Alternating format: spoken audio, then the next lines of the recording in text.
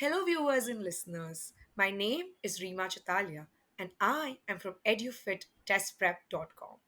Today on our show, we have another brilliant guest, and we are podcasting the wonderful Mr. Bharat Mundra. In this episode, we're going to learn a lot about different boards in India. One of the boards that is actually the most underrated board, which is known as the NIOS board, and how it can help you achieve your higher education dreams across the world. To elaborate on this a little more, we have Mr. Bharat Mundra, and let me give you a little bit of an introduction about him. A tech savvy visionary from a family of educationalists, Bharat Mundra established Indo Bharat Online School in 2016. After graduating from University of Rajasthan and pursuing his postgraduate degree from University of Bath in the UK, he has had an experience in education abroad firsthand and has desired to build a gateway education institute that would help motivated Indian students to attend world's leading colleges.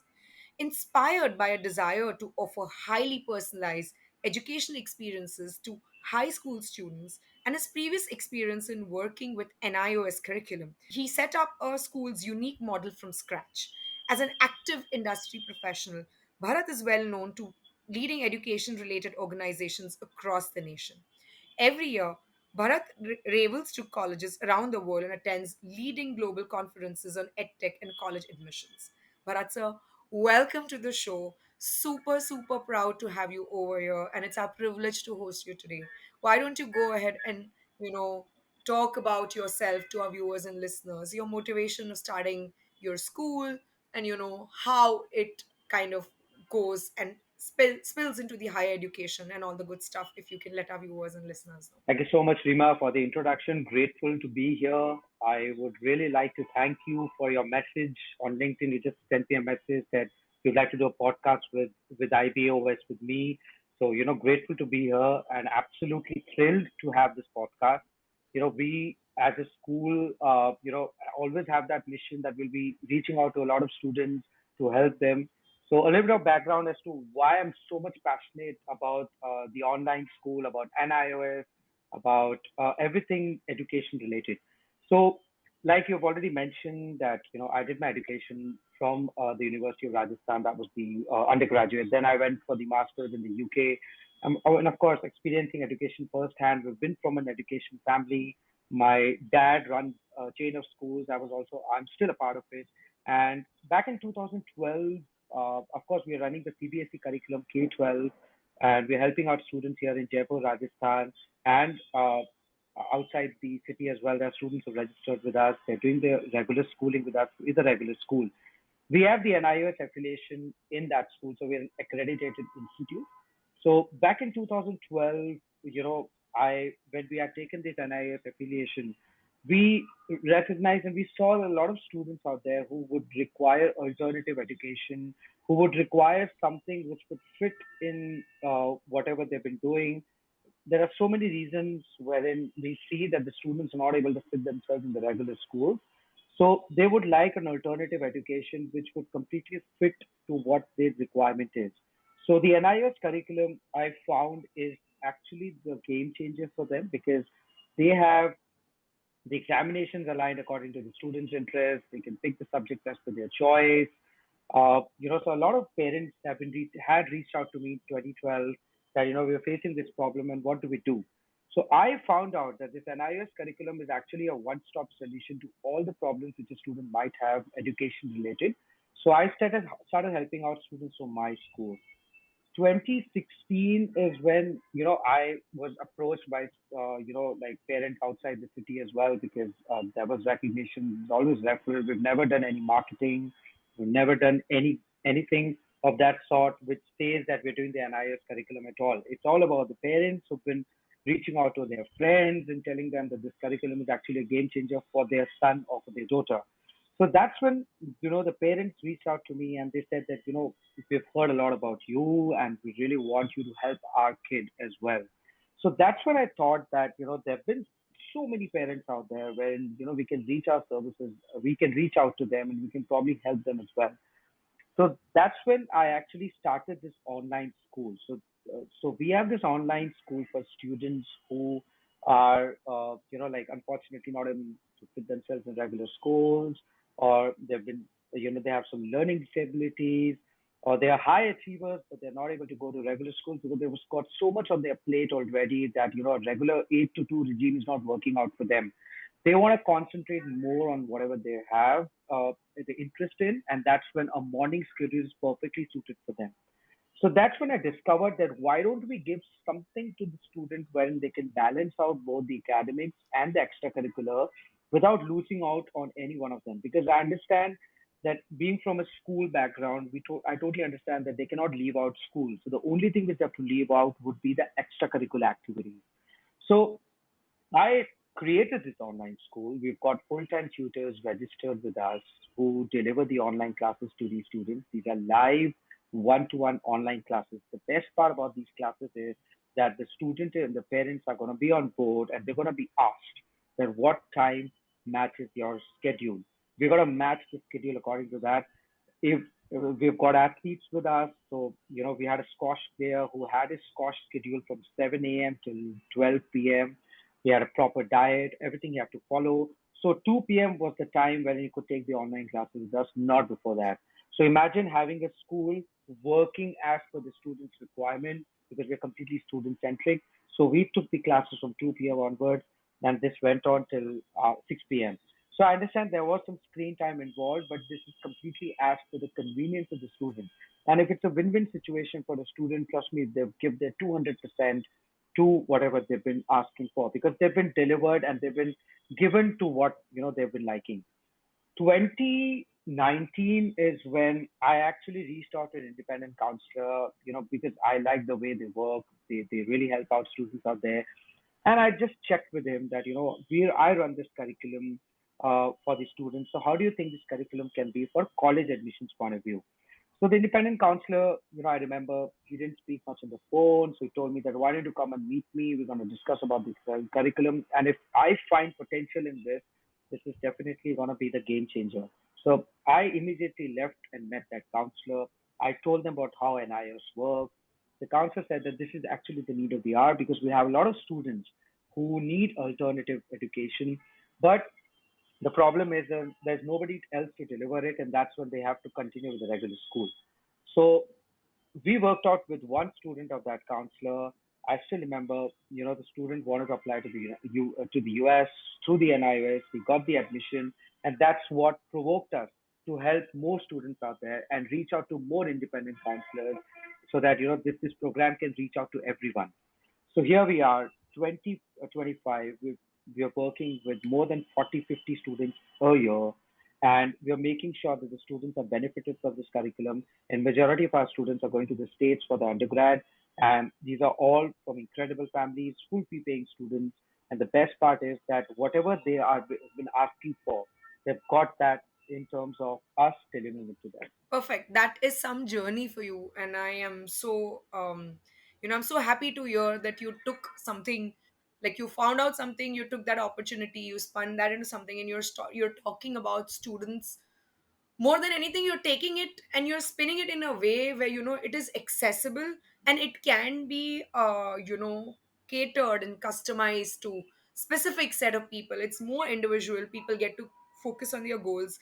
And this is something that was a big gap that I had identified, because I travel so frequently between India and the US, and they have an entire set of processes for people who are homeschooled. And while I do understand this is not necessarily homeschooling, but kind of aligning to that, and we'll talk about differences between the two.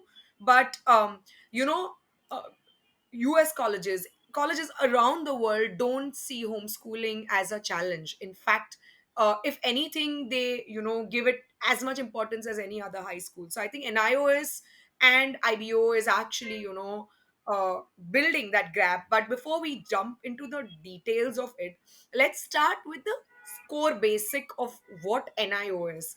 NIOS is, from what I understand, I think India is broadly divided into the respective state boards, meaning there's Rajasthan board, there's Maharashtra board, there's Delhi board. Okay, there is CBSE, there is there is ICSE, there is IBDP, there is A levels, and maybe some other local board. I'm not quite sure, but I know a lot of parents don't know there is something which is known as NIOS.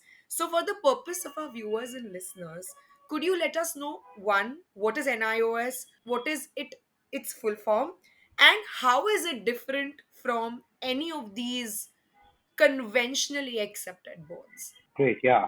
Uh, you know, NIOS stands for the National Institute of Open Schooling. It is an autonomous institution under the Ministry of Education, Government of India.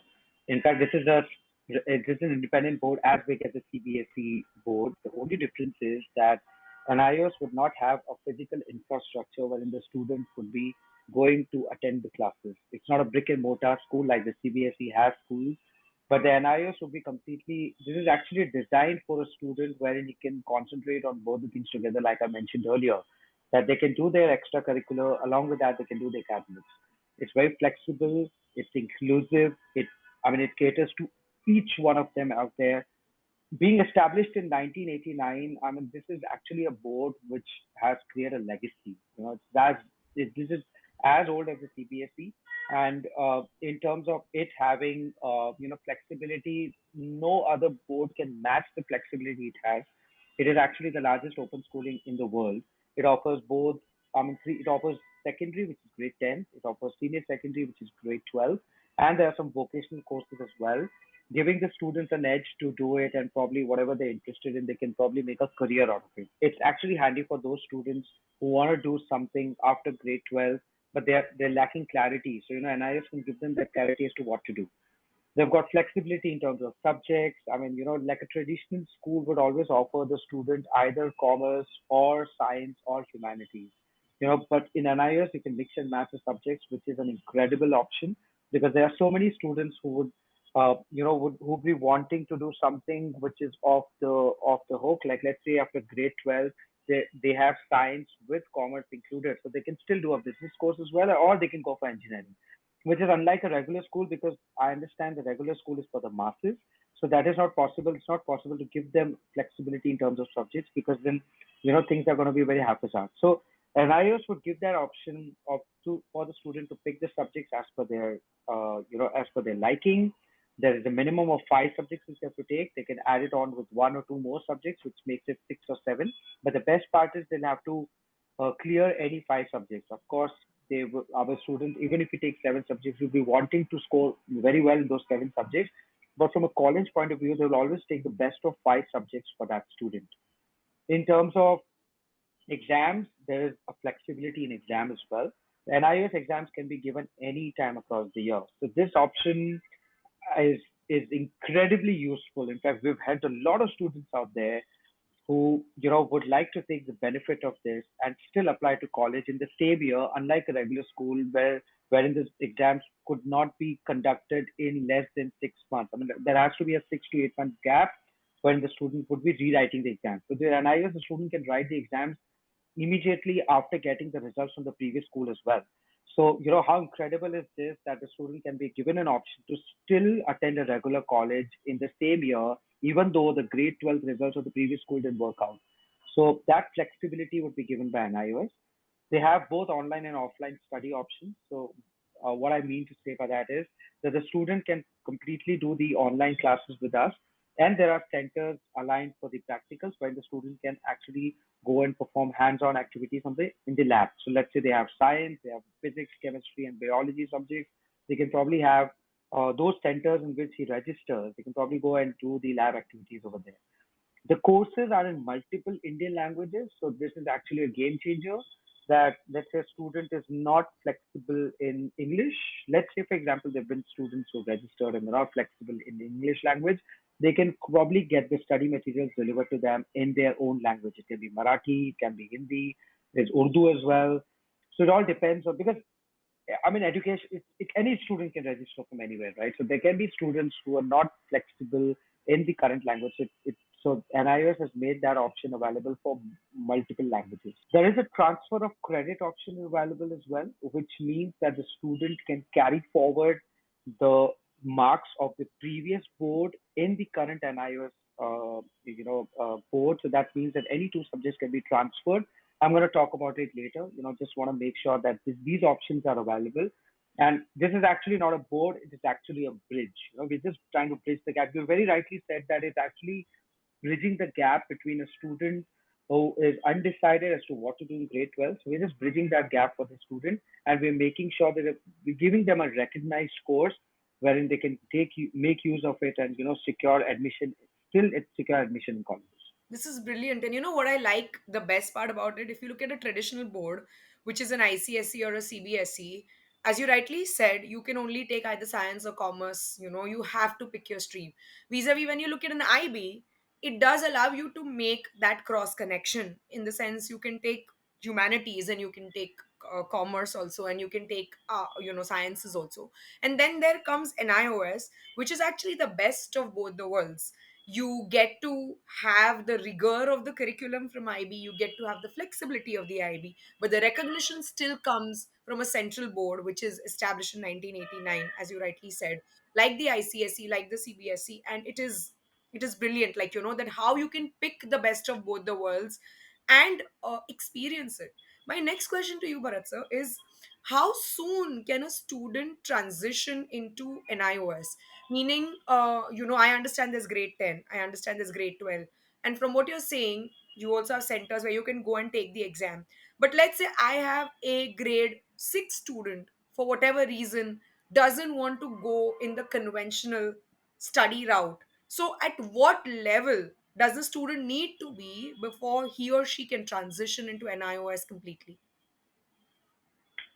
Great question. In fact, the minimum age to register for the NIS would be 13 years. So essentially, I would say grade ninth is when the student can register with us.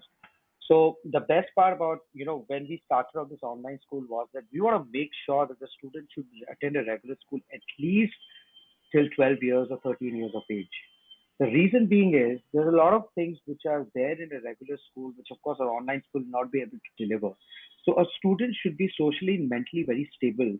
So 12 to 13 years when he's going to a regular school, and we've had only IB and the Cambridge students register with us so far. Of course, it's open to state boards, it's open to CBSE students as well, but we've only catered to the students who have done their IB or the Cambridge earlier previously, and then they register with us. So 13 years of age is when we take them. Before that, we would always urge the We've got a lot of inquiries. You won't believe I got a call from a parent whose son was in grade 3, third grade. So the reason why she wanted to enroll him in an online school because she had to travel a lot. So, she and I mean there were a lot of cases happening in that city. So she was a little unsure as to how the student's going to cope up, and just to make sure that the security point of view is there. So she wanted him to enroll in an online school wherein the classes can be done at the comfort of their house. But then that's when I said that, if you can consider a school close by, it's better to put him or her in that school rather than doing completely consider online school in grade third. So grade third, essentially, the student would be what, like 7 years or 8 years of age. So I told her that you should probably consider an online school when the student's already 13 or 14 years of age. That's when the student's a little bit more matured. Plus, he's attained all those socio-economic skills which only a school will be able to deliver. Like a home school will not be able to, put that attribute in that student. So grade ninth is when we start, ninth, 10th, 11th, and 12th. The student can essentially enroll in the NIOS when they are 13 years of age. And the best part about the NIS curriculum is there's no max limit. When a lot of working professionals have reached out to us, and they can still get the admission in NIS, which is not possible with regular school because of course they would not like to attend a regular board because they're already like 30 or 40 years of age, and there is a preliminary requirement for them to submit their grade 10th or their grade 12th results, which they could not do it when they were working because when they were actually in school because there were circumstances which led them to actually leave the school. So minimum age is 13, max there's no cap. You're always young at learning. Yeah. So basically, what you're saying is that if there's a student, the recommendation would be to only transition to NIOS in your high school years, vis-a-vis the middle school or elementary school years. Is NIOS in any kind of, is NIOS in the process of probably integrating middle school and elementary school as well? Because I do know that a lot of kids sometimes would like to be a part of not the traditional schooling for whatever reason. It's not necessarily like student athletes and people who build their profile for being an athlete. It's not a day, like I know swimmers kind of swim when they're 2 or 3 years old, right? Or Otherwise, they're just not suited to interact well in a traditional setting. So do you think NIOS in the near future is trying to bring in middle school and elementary school, or high school it is at this point in time? If you see, it's been already 25 plus 11, so that's 36 years since this board has been established, and never have they felt the need to actually do it for the lower classes. So I don't think it's gonna come in the near future as well, because I think they are visionaries of develop this board, and they understand that a student will not be able to cope with the online. Even if he's doing the online school, there are so many things with which he'll be cut off, right? He'll not be able to make friends, because this is actually the age where you actually make friends. You ask a 13-year or 14-year-old to make new friends, it's going to be difficult for him or her. They'll be more comfortable with his friends he made in a school. So there is no school out there which does the online before nine. Even if they're claiming to be, it's not there. The only thing is that it's better that the student enrolls with an online school, even if he's not able to cope with the regular school. They would still be serious about whatever they're interested in their high school. They will never be that much serious. I understand they'll be going for classes and all, but that can easily be managed with the lower curriculum, because the lower curriculum is not that demanding. I mean, the demand starts from grade 10th, grade 11th onwards. That's when the student would be required to completely give their 100% in whatever they've been studying. So that's when they look for alternatives, because it's very difficult for a student to give his or her 100% to a school. So that's when they think that it's better off. And any which is, if, even if you see the colleges in the US, right, they would always ask for a grade 9, 10, 11, 12 mark sheet. They will never ask for a student to submit a grade 8 or a grade 7 mark sheet. So I think makes sense, right? It's a vicious circle. I mean, they're asking you to deposit things which you do needing in your grade 9, and that's when the online school starts. Before that, I would still suggest the student to do the regular school. Absolutely. And I think that's only fair. I was just curious because homeschooling in the US starts actually pretty early on. So a key distinguishing factor between homeschooling and like an iOS would be that an iOS can only be accessed at a high school level. And rightly so, because at that point in time you're more clear, you've developed your social skills. You don't want your social skills to be kind of compromised only because you went to an online school, which it will if you start at an early grade, like interacting with people, developing the confidence and all of that. So fair enough. Yeah, I just wanted to add something to your point. The thing with the US, the reason why they've done homeschooling is because there's a lot of demand. If you see in India, now the parents are ready to get their kid homeschooled from grade 9th onwards. So when the demand is arisen, that's when we make sure that it's from 9 to 12. But when the demand is for the lower classes, I'm sure the board is going to consider this, but there has to be something provoking from the parents' point of view, and then only I think the board would consider. Fair enough, and makes sense. My next question to you is, how do you encounter for learning disability in NIOS? I know in traditional boards or in IB, we have scribes, we have time accommodations, we have a lot of things that kind of do take into consideration with somebody with an ADHD or somebody who's dyslexic and stuff like that. How does NIOS deal with, let's say, a student is transitioning into NIOS specifically because they are not able to keep up with the rigor of an ICSE curriculum, or they are not able to get that required accommodation? How does NIOS generally deal with students with learning disabilities? Great question. Like we've had a lot of students, of course, the NIOS itself, and we as a school also, we've encountered a lot of students with ADHD and autism. So NIOS is brilliant in terms of accommodating, accepting these students. Of course, whatever provisions the other board is doing, NIOS will of course keep that in view and continue with that provisions with the other boards giving. So scribe, everything is given. The student has to apply. They'll have to, of course, get the certificates from a registered agency, and then probably upload it, and that's when they get the permission for a scribe. But it's not just the exams which they're accommodating with. It's about the classes as well. It's about the subjects as well. So it starts from the subject selection. It just doesn't start from the exams. So the subjects would be more inclined towards the students. So it's not that if a student's looking for something which is not that much theoretical, they'll have a lot of practical subjects assigned for that student. If a student is not looking for maths, they can remove maths from their grade 11th or 12th or grade 9th as well.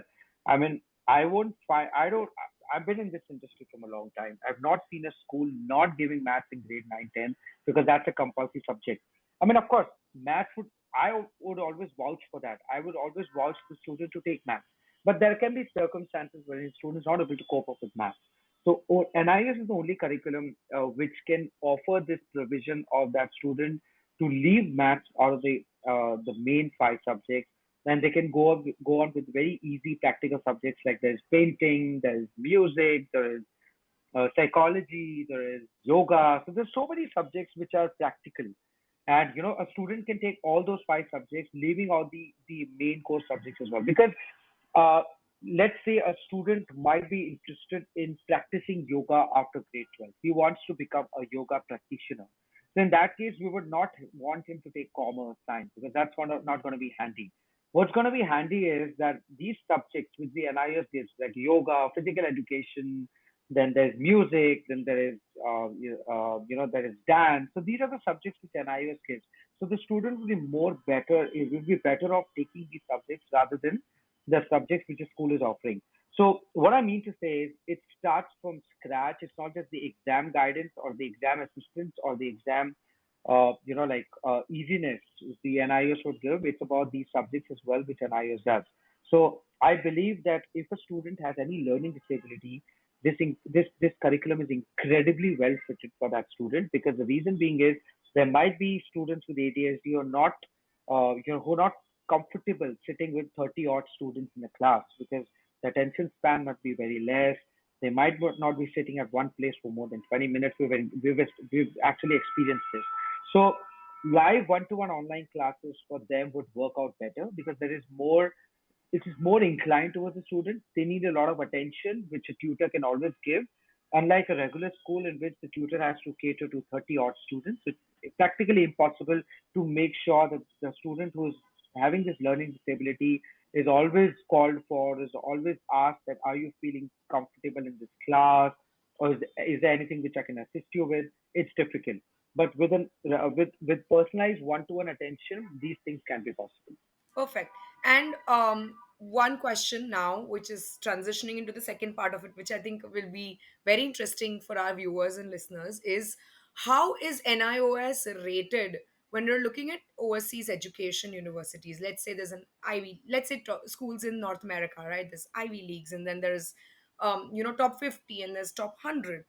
Or UK, like the Oxbridge, and the Imperial, the King's, whatever, or for that matter, other reputed universities from like Europe, Germany, IES, right? Quite a few universities are there. So a lot of our listeners of you listening to this are not just generally in education sector, but they're also very curious to know that if somebody was to sign up for NIOS or IBO, like representing them under one box, what is the repute of this board for a university abroad? That's one. And secondly, have you had instances of success of universities that a student has gotten into thanks to that they've been a part of IBO? If yes, what are those universities? If you can just list a few, that will give our viewers a very good idea of what IBO is, what NIOS is, and how this can be used to their advantage. So NIS has a lot of recognition, I would say. It always has been in the space. But, if a student applies directly to NIS, the challenge which the student would be getting would be how to arrange the LORs, how to arrange the predictors, how to arrange the council letters, because it's a school which does that. So a common app is where a student has to, the student cannot apply on common app rather. So there has to be a professional organization which applies on behalf of the student on the common app. So if it's an iOS direct, then the student will not be able to get admission in the US, because a US university rather would require a professional organization or a school to upload all the documents on behalf of the student. When a student registers with us, we've got a lot of outreach. We've got our representatives, visiting universities, telling them about the program. I've done a lot of outreach myself. I keep traveling. I've been to a lot of conferences. I've met a lot of university reps.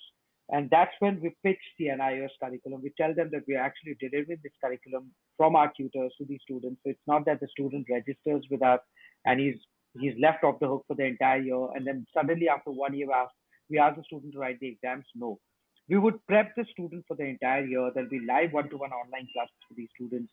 So the students are actually getting their professional assistance from our tutors. So they are the ones who are actually writing the LORs for the students. They are the ones who are actually writing the predicted. They are the ones who are actually writing the counsel letters and all the documents from a school point of view. IBOS as a school is able to fulfill that, and we list it on the Common App as well. So we've had a lot of success stories. Grateful to, of course, the counselors who have trusted us with the school, and that's when they've referred the student to us. So we have done complete justice with the student in terms of the schooling. So we've got Carnegie Mellon, we've had NYU, the main campus. We've had a student in Stanford as well. So circling back to your question, was there any problem? There were a lot of problems in the beginning. I'm not going to lie. When the student applied to the university, of course, the university had emailed us because the transcript had our email address. So they emailed us that, we need to know what the NIOS curriculum is. We have never had students applying for this curriculum earlier. So we had to actually explain them what the curriculum is. We have to do a lot of course mapping. We have to send them transcripts. We have to send them our tutors, background. I mean, there were so many things, trust me. There was a proper email exchange. I had to get on a Zoom call with the university reps. And that's when they decided that because the student was very brilliant, he was academically very brilliant. But the reason why he could not fit himself in the regular school because he was doing his JE as well. So with the JEE, he could not go to the regular school, right? Because his JEE classes were in the morning. So that's when the university reps wrote to me that, we need to get insights on this curriculum because we never had students on this. We would actually consider this student's profile, but the only thing which is stopping us to do is because we need to know what this board, I mean, the background of this board. So I had to reach out to them, and that's when, the student got the admit in Stanford. We were thrilled. I mean, that was actually a sign for me to make sure that there are so many other students out there who might require this assistance. Then that's when we went hardcore and we made sure that this reaches out to each and every student out there who's well deserving and who deserves this kind of university. So we've had students in the US. In the UK, there are universities who are taking direct admits, but there are many universities which would require the student to do a foundation year. So they do not reject the curriculum. They only tell the student that we would ask you to do a foundation year because the university in UK would always require the student to attain that academic rigor which they'll be having in the regular university. So in order to match that 4 year program rigor, they would always ask the student to do a 6 month foundation program. So that 6 months foundation program will help the student to get into that program and make sure that the level of the level of that program is matched to the student's academic rigor. So Europe has been very welcoming. We've had students going to Germany. We've had students going to Netherlands. We've had students going everywhere. So they all accept the NIS curriculum.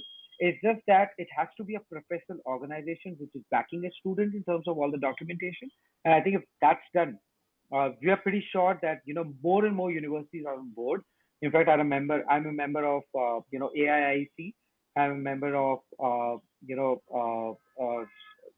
the professional ICAC also. So these all organizations have a lot of university reps, wherein they understand that this curriculum has a lot of value. It's just that we need to make sure that it's accepted, and that's what we do. Perfect. And that's good to know that, if somebody is opting for NIOS, irrespective of the fact that they're an athlete or not in the conventional, they just want to go for, this kind of a curriculum only because they can, give more time to profile building. It is equally acceptable. My next question to you, sir, is wanting to know from you that, how is the course rigor of NIOS rated as compared to the course rigor of an IBDP school?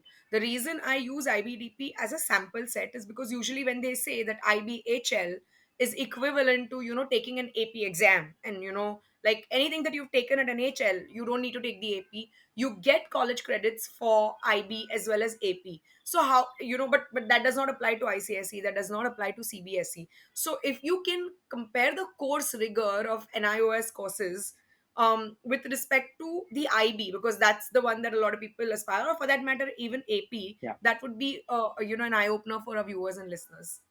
Yeah. In fact, I would say that the NIOS curriculum is 100% similar to the CBSE. But when you talk about the academic rigor, of course, the IBDP rigor would be higher as compared to NIOS. But in order to cope up with that academic rigor, a lot of our students are doing APs.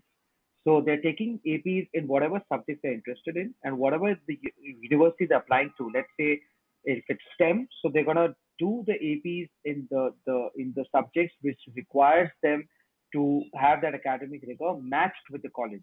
So essentially, even if a student is not doing IBDP and if he's doing NIOS, and if we can top it up with the APs because they have a lot of time to themselves, like I said. I mean, a regular school is out of question, but still, the student would have a lot of time to himself or herself, wherein they can do both the things together. They can do the NIS curriculum as well, and with that, they can write some APs which they think might, help them to up the score or might help them to get into the college. So it's like the rigor would be less, but they can still top it up with APs in that particular subject. So I would say that it's a win-win situation in that case. Perfect. Now, talking about IBO as a school, as you said, it's more personalized and it's more one on one and stuff like that.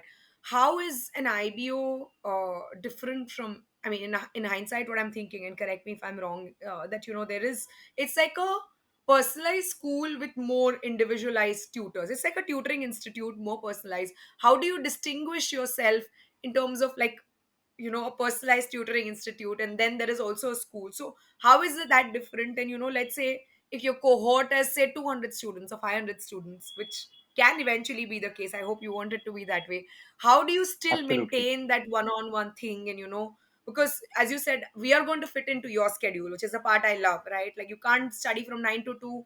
We'll make it happen from like 3 to 7 or 3 to 9 or whatever hours those are there. So how do you distinguish your like IBO from like a tutoring institute? And if somebody takes is a part of IBO, would they still require those additional tutoring? Because that's what I've seen. Like, everybody goes to a traditional school and then they also have a tutoring institute in the back end. And that pretty much occupies all of their time. So how are there advantages, disadvantages? How do you as the founder of IBO see this? When I'd actually established this online school, my vision exactly was this, that the students should get a one-stop solution and under one roof. They shouldn't look for elsewhere options because I was pretty much familiar to the fact that if a student is doing a CBSE or IB, they are 100% going to take external classes, which you very rightly mentioned, that they are going to seek assistance from somebody who's outside the school hours. Probably once they get back home, they still require assistance in that subject because they couldn't be cleared in a regular school. The reason why I wanted to this to be live one to one only and not group is because we want to make sure that whatever time we devote, whatever time we give to the student, it should be sufficient. The reason why we do it live one to one is because every student has their own pace of learning. We have different categories of students registered with us. We've had students registered with us for 2 years as well. So let's say 11th and 12th. We've had students registered with us for 1 year as well. Let's say they've already cleared the 11th grade from a certain school and they're not able to fit themselves in that regular school and they are decided that in grade 12 they're not going to continue with the school. So we've had students with us for 1 year as well. We have had students with us for as quick as 30 days as well. So like I mentioned, the student can write the exams anytime across the year. So let's say a student's already appeared in a grade 12, like they've already appeared previously in grade 12, and unfortunately the results didn't go as per their wish, or there were some medical reasons attached wherein the student could not write well in the exam. Hence, the results came out and the results were not satisfactory. So they rewrote the exams with the NIS within 30 days. So it depends on in what circumstances the student registers with us. If the student's registering with us for 2 years, then of course the classes are going to be very relaxed in a way that they're going to be 15 classes in a month only because we don't want the student to have a lot of screen time and he has full 2 years to actually complete the course. If the student's registered with us for 1 year, in that case we increase the classes. We do it 25 days a week and 25 days a month. And if a student registers with us for 30 days only, in that case, we're going to do Sundays included as well. The time is managed because there's a different set of students registering with us for different timelines. So accordingly, even if the cohort size increases, we have tutors and we're going to increase the tutors, goes without saying. But this can easily be managed because the time the student has to himself or herself will depend will decide the number of classes which he or she would be having. So, we're easily able to moderate it. And this is how, the classes have been going on so far. And trust me, when we tell the student that we're going to give you the classes as per your convenience, we're going to give you a timeline of exams as per your convenience. We've never had students not attending the classes. They were 100% on time doing the online classes, because of course if it's online, then there is an element of like the teachers not having control of the students, because it's online, right? Like, we do not have control of the students, but still, if we give the student whatever he or she desires, we've never had a situation wherein a tutor reaches out to me saying that the student did not attend the class. It's been 100% attendance. They've been so much committed to what they've been doing. And of course, doing it through independent counselors, there is a sense of responsibility in the students that yes, they're actually opting an online school because they've got reasons attached to it. Perfect. So what you're telling me in hindsight is, I think I gauge two very important points. You're a brilliant cross between a good school and a tutoring institute. Meaning, you know how students go to a school and then do a tutoring thing. You've just eliminated the additional need of tutoring. The school itself is so personalized in a way that it incorporates tutoring and school together. That's a brilliant point, you know, like a brilliant cross between the two. And what I also like is the opportunity to retake the exam. Let's say for any reason a student cannot perform, whether it is medical reason or otherwise, they cannot perform, they have the chance to retake the exam, do the previous. Let's say if a student from the NIOS only takes the exam again, let's say they take one in September, they take one in December, do both the scores go on the transcript, or it's just the better score, or how does that work? Because you know a lot of people sometimes want to just up their game. How does that work if the student has taken two exams under NIOS itself, or like IBO, whatever? Yeah, so let's say September they've appeared and December they've appeared. So whatever is better is going to stay on the scorecard. Even if it's lower, then still the higher would be there. So whatever you scored higher in September or December is going to stay. And the best part is, the timeline is not going to be mentioned. The number of attempts are not going to be mentioned, because I think that works out. Not that doesn't work out in the favor of the student, right? Like, if the mark sheet says that the student has appeared for 3 times or 4 times in the exam, so that doesn't look good on the student's point of view. So that's why they've Correct. eliminated this clause. They've completely just kept the marks which are the highest. There's no timeline attached to it. It's just that, of course, the date when the result is declared is just imprinted on the mark sheet.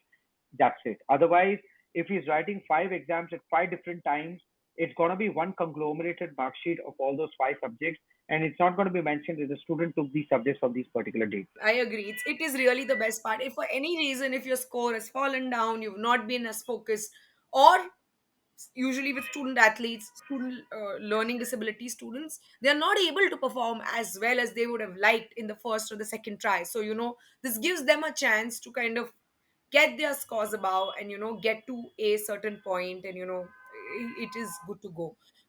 Let's talk about the last part of it, which is IBO, wherein we're talking about, as you rightly said, the student counselors, and there are recommendations and people write it through. How easy it is for students to approach to IBO and say, hey, you know what, I have a common app going on. Because usually with school, you know, what I understand is there are brag sheets. Brag sheets need to be filled out, and you know there's a certain deadlines, and a lot of times parents have to be on the top of the game, asking, you know, if everything's done, can I apply to this school, can I not apply to this school? There is a certain algorithm that works school on school basis. How what is the ease of seeking recommendations, like letters of recommendation, or you know, the counselors having a channel of conversation with you know, college reps? Like I know a lot of, like I have worked with many school counselors, and most school counselors know college admissions officers of every single school. And it's most likely not because they know it, the admissions officers approach them because you know, um they had the school and they're writing the recommendation. So A, what is the ease of getting the LORs? And B, are these counselors at IBO equivalently good to like a regular school? Do they know the admissions officer? Do they talk about it? How does that work, sir? Good question. In fact, when we actually started an online school, I had a very good strategy in my mind that we are not going to get into college admissions at all. We are only focused on the school. And for the college admissions point of view, any which ways, our model is very simple. A student would register with us only and only if he or she has a counselor on board with him or her. So if independent counselor is already attached with the student, that's when the student, when he fills the form, they have to put the independent counselor's name. All the college assistants, our counselor would get into in touch with the independent counselor, and whatever insights have to be there, it will always be coming from an expert opinion, right? So college admissions point of view, we are pretty much sorted out in the case that the list of colleges, everything is already mentioned by the independent counselor. They are not biased at all, right? So it's a very unbiased opinion which they'll give, right? That these are the colleges in which the student has to apply. In terms of LOR, the student has to necessarily be registered with us for 1 year. The reason being is when these tutors are going to take the online classes for these students, that's when they will get to know about the student. Because a tutor cannot just write the LOR on the basis of his or her experience. It has to be time spent with the students throughout the year. That's when they'll be very honest in writing whatever they have experienced about the student. That's what comes in the LOR, right? Like they cannot just randomly call. We cannot just tell a student that you can just register with us for 15 days and we're going to give you a LOR. No, it has to be at least 1 year.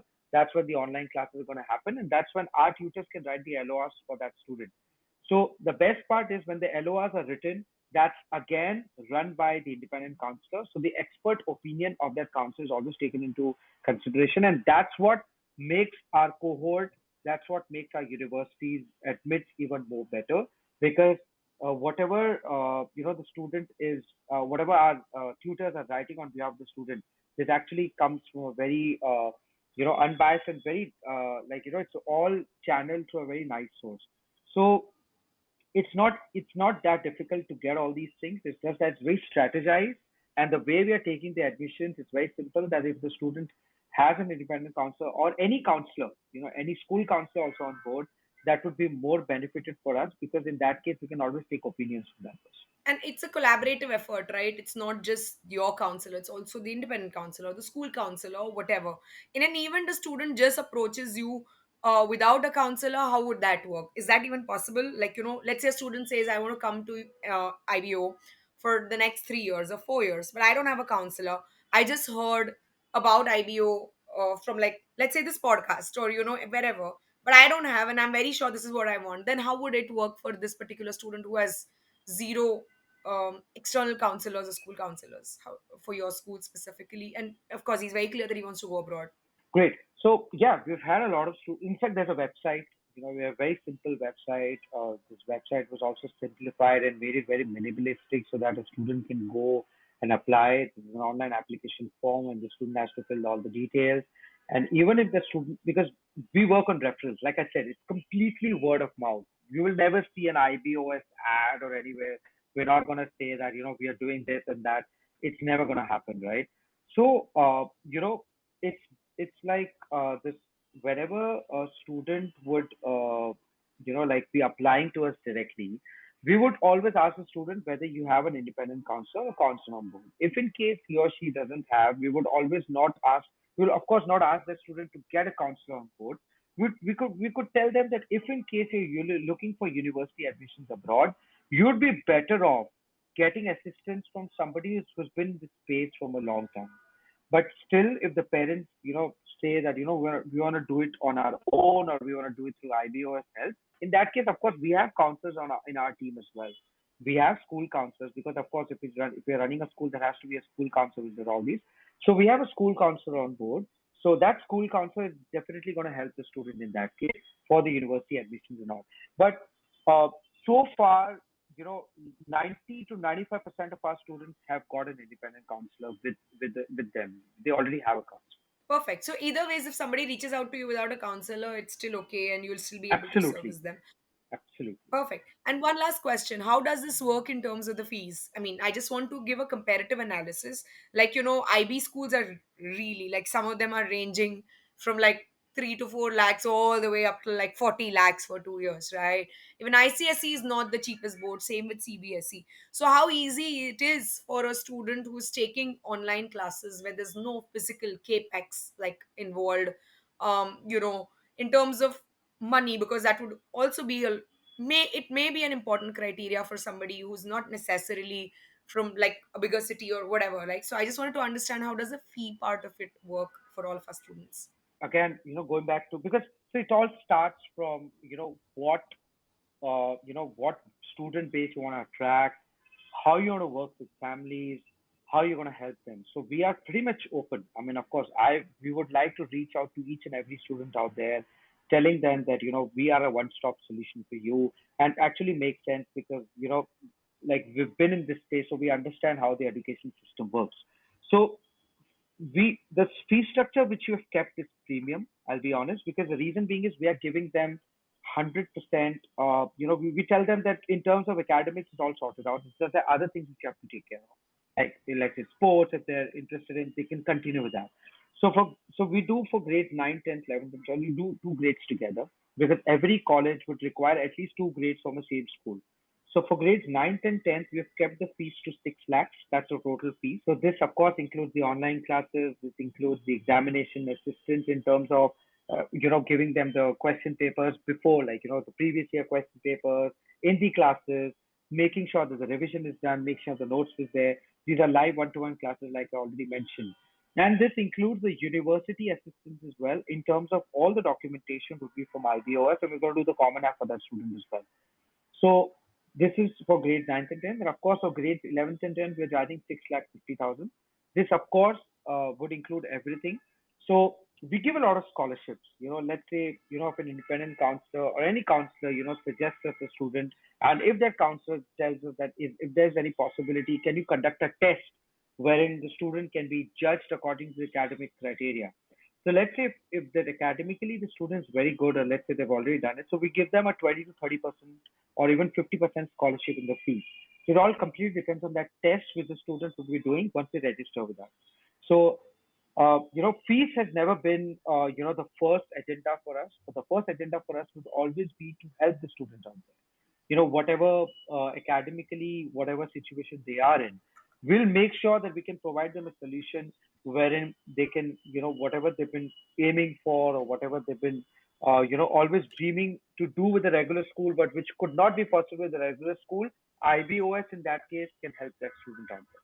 So this is the reason, why we've kept it completely according to the students. And it might be a little premium, but we believe that we can attract that kind of student and that kind of family as I personally don't think it's that premium, to be very honest, because more money is spent.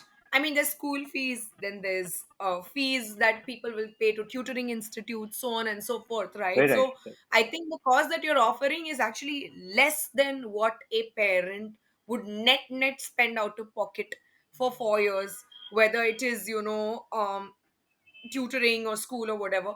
Possibly, besides what you're doing, like in terms of what you're doing, the only other expense that I can see a parent possibly spending on is hiring an independent counselor, because that Yeah, would definitely be beneficial and give them a guidance. And of course, it any will. other activities that the student is doing, but that they would have to spend of irrespective. What you're doing is you're Irrespective. actually cutting down, you're actually amalgamating two fees, which is the school fees and the tutoring fees into one, because the child doesn't do it. And you're giving them the flexibility of doing multiple tries, showcasing only the best try score, getting a better predicted. And also, the counselor at IBO put, collaborating with their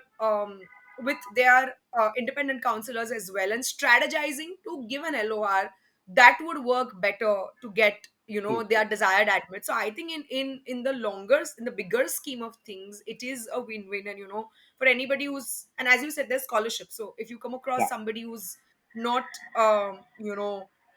not in a place where they can make that kind of payment, you can always find a way to get that absolutely. student on. Because I think as educators, our end goal is to ensure that education goes through. Like, money shouldn't be a barrier, Money just shouldn't be a because barrier. your talent should be rewarded, and money shouldn't be a barrier. So that's a great thought process. I think, before I conclude this, I would like to ask you to give your last thoughts on this. What do you think, what kind of students should be encouraged, and anything that you would want people to know about IBO, NIOS, and how students can be genuinely benefited from this venture? That's something that I would love to you to tell our viewers and listeners. Great. I mean, thanks for the inputs, first of all. You very rightly said that, yes, there's so many things which are included in this fees which they otherwise have to pay. So we're actually trying to make sure that's all amalgamated in one fee. So, I would like to reach out to each and every parent, each and every student out there and tell them that, this curriculum has actually been a game changer. We've even helped students outside India. We've had a lot of students from the Middle East who've registered with us. Just visualize that this this curriculum has helped so many students out there. There've been students, there've been parents reaching out to us whose F1 visa had expired when they were in the US and they had to compulsorily and mandatorily come to India middle of the session. The student was in grade 11 and they came in September. That's when all the schools, of course, shut the admission.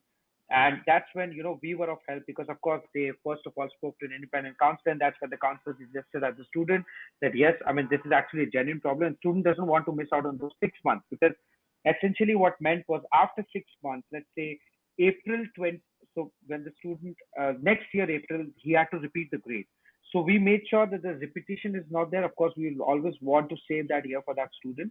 So this curriculum has helped so many families out there, and I would like to like definitely put this word across that if in case any problem, any kind of academic situation the student is in, I'm sure NIOS is the only curriculum which can help you out. It's recognized, of course, it's centrally recognized.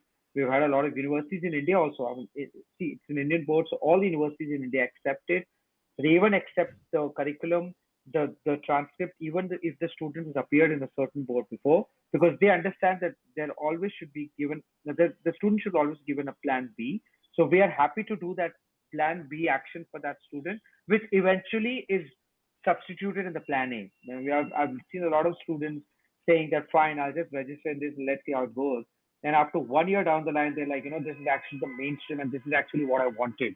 So we can understand that there might be mixed views in the beginning when they register, but as and when the course curriculum as and when the curriculum progresses, and as and when the parent sees that the student is in that comfort zone as he or she was not earlier, and when they realize that after 1 year down the line they've been in a better space doing the NIS curriculum, that's what motivates us to go harder, and that's what motivates us to reach out to even more and more counselors. Absolutely. And I think this podcast in general was so eye opening for me also because I learned so many things about NIOS and I come across so many students who are generally challenged with a traditional structure or just want to, just are constantly complaining. I wish I had more time. I wish I had more time. I would have done better. And NIOS and IBO are both answers to this. So, hey, all you viewers and listeners, if you're looking for something that is super flexible, is the best of both the worlds, meaning not to take any additional tutoring or the school, like a cross between both of them, aspiring to study abroad or for that matter even in India, looking for more time to do and pursue things that you would aspire to be, then I would highly recommend that you guys can go to IBO. I'm going to link Bharat sir's LinkedIn and Instagram as well as an email ID over there, and you can directly reach out to him. I'm sure his team is very very capable of doing this. But thank you so much, sir. I'm sure a lot of people will benefit from this when they look at it from the perspective of flexibility, because I think in the rapid changing edtech atmosphere that we are currently and how we see the current batch of our high school juniors and seniors going and becoming go-getters, flexibility is a key, and that's what NIOS is offering. So it's good to know this, and thank you so much for taking out the time to come on our podcast and you know um, letting us know things that we wouldn't have known. I'm sure a lot of people will be benefited out of this. Thank you again, sir. Pleasure is all mine. Thank you so much for inviting me once again. I, sincerely hope and wish that your podcast is absolutely, you've been doing it from a long time, and wish you all the best for the other podcasts as well. And I mean, I'm happy that I could, be of help and, probably shed some light on the curriculum and, of course, to the students out there. Thank you so much once again. Thank you. Thank you. All right, guys. So this is Rima signing off for this episode, and we will bring in the next guest. See you next Sunday, 11 a.m. is when our episode drops. See you guys.